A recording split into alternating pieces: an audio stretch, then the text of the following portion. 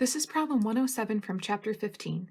In this problem, if the rod of negligible mass is subjected to a couple moment of 30t squared, and the engine of the car supplies a traction force of 15t to the wheels where t is in seconds, determine the speed of the car at the instant t is equal to 5 seconds. The car starts from rest. The total mass of the car and the rider is 150 kilograms, and we neglect the size of the car. So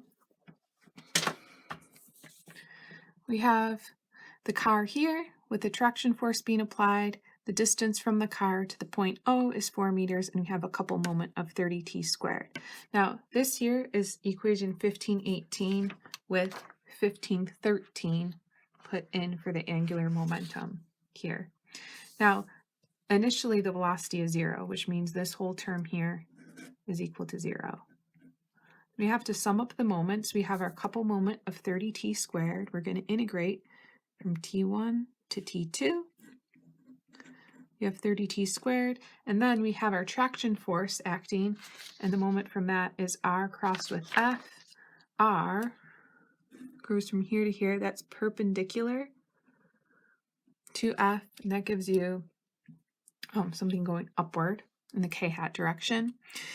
R crossed with f, that's 4 times t 15t, so that's 4 times 15t, and then we got to integrate that. We said this was in the k-hat direction, but this is also going to be in the k-hat direction, so we can just leave that out. The radius, or the distance from O to point A, is not changing, so the magnitude of this is still 4. The velocity is in the same direction as the 4, so that's going to give you k-hat also. The mass is 150. These are perpendicular to each other. And the final velocity is what we're looking for. Let's call that v2, or the speed, the final speed. So now I just have to integrate this. So this is t squared becomes t cubed divided by 3 plus 4 times 15 times 15. This becomes t squared divided by 2, going from 0 to 5 is equal to 4 times 150 times v2.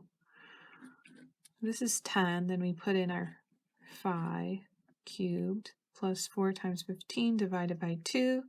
That's 30 times 5 squared. When we put in 0 for the lower limit of integration, we get 0. This is equal to 4 times 150 times v2.